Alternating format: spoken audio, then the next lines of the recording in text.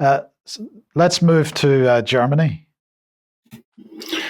There's been a huge amount going on in Germany, and as usual, I'm indebted to Eugyppius, who's the best blogger in English on what happens in Germany, linking also to primary sources. The first story is German COVID response. We'll go on to other European COVID response shortly. This relates to the gentleman in the middle of the picture here, Judge Christian Dettmar. I'm still trying to find out whether he has been struck off the judicial register as a result of what's happened, but we know for certain that he has been given a suspended 2-year jail sentence and convicted of Rechtsbeugung. The closest equivalent in English law would be conspiracy to pervert the course of justice. There he's pictured at Erfurt District Court together with his legal advisors. The meat of it is, we'll be hearing in a moment, but the wrap-up is that he's not an ideal COVID dissident. This goes back to an April 2021 ruling which he made that the COVID measures in schools were against the rights of the child, and this led to a jurisdictional tussle because he's a family judge and not an administrative court judge. The latter would rule on the proportionality and legality of health measures. But having been found guilty of perverting the course of justice, or literally in the German, bending the law by allegedly trying to get a parent to appear before his court in a pre-cooked arrangement so that he could say, you're quite right, this is all unlawful, I find these measures unlawful.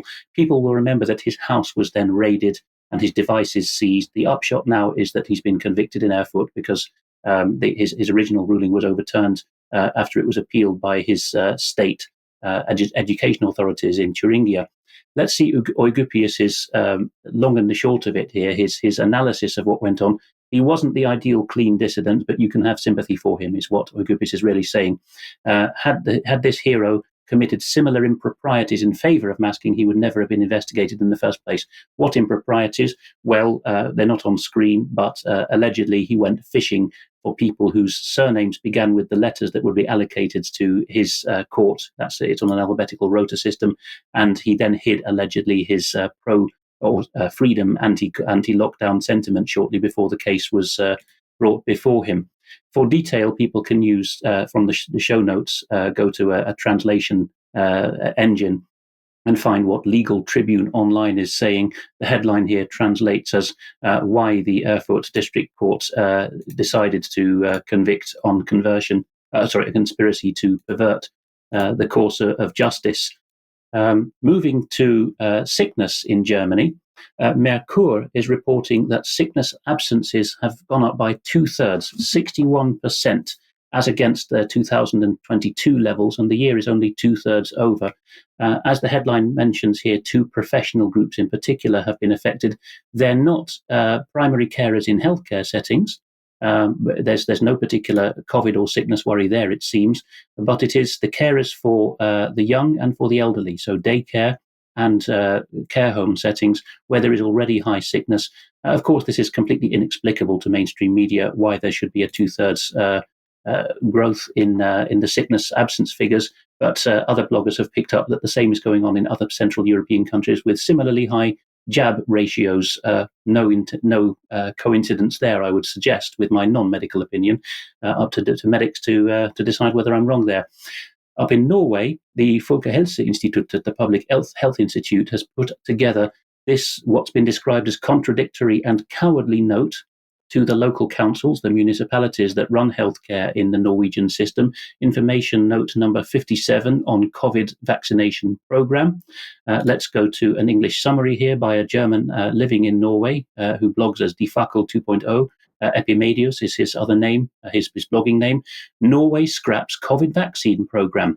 And the meat of it is here, that among the 4 points you just saw in the Norwegian text, the second one is there's no longer any justification for routinely jabbing healthy under 65s. So the working age population, unless they have complications or at a higher risk, they shouldn't be jabbed. Not just Epimedius, but others, analysts have said that this is inherently self-contradictory, because if you read the whole of what he says from the show notes, they're being very mealy-mouthed and trying to find reasons why others should be jabbed. And then in the commentary part of the article, Epimetheus says the most reprehensible part is that these health mandarins are continuing to say that pregnant women are at risk, and therefore, although they're, of course, by definition under 65, they should be jabbed. History, Epimetheus says, will not be kind to the public health bureaucrats that insist on this insanity. Now, not just wanting to go on bloggers, I resorted to new contacts of ours who, as it happens, Mike, you and I were introduced to last week from the UK Column studio by a mutual friend. Document News. They are pan-Scandinavian in content. They also have that document.news is the main website they have, or URL, but they also have Norwegian, Swedish and Danish sites, document.no.se.dk.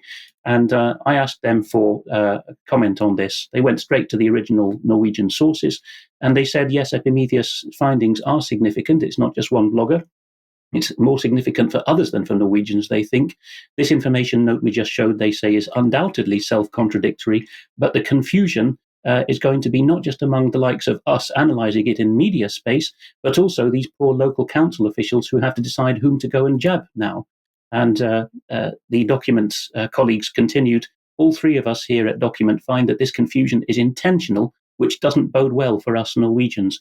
We agree that given Norway's obsession about being in the lead with Seppi, Gavi and so on, there'll be more about that, those outfits later, it's conceivable that this lies behind the intentional confusion. In other words, it's not done in Oslo to say the jabs are nonsense, so we have to hedge it about. And NRK, the public broadcaster in Norway, that piece itself made intelligent Norwegian viewers raise their eyebrows. So it's not just the likes of us making it up. Going on again to... Sorry, that's the end of my segment. Yes. Okay, Alex, thank you. Right, we'll come back to COVID a little later in the programme. So you got a quick preview there. It's time to say that if you would like to support the UK Column, if you like what we do, please head over to community.ukcolumn.org, join us as a member, and that gives us the support and helps to build community as well. So please go along to that. You could pick something up at the UK Column shop, but please do share anything you find on the various platforms, especially ukcolumn.org and ukcolumnextracts.co.uk. Now, Debbie, your latest blog is out. It is indeed. And what does Bill Gates have to do with wildfires?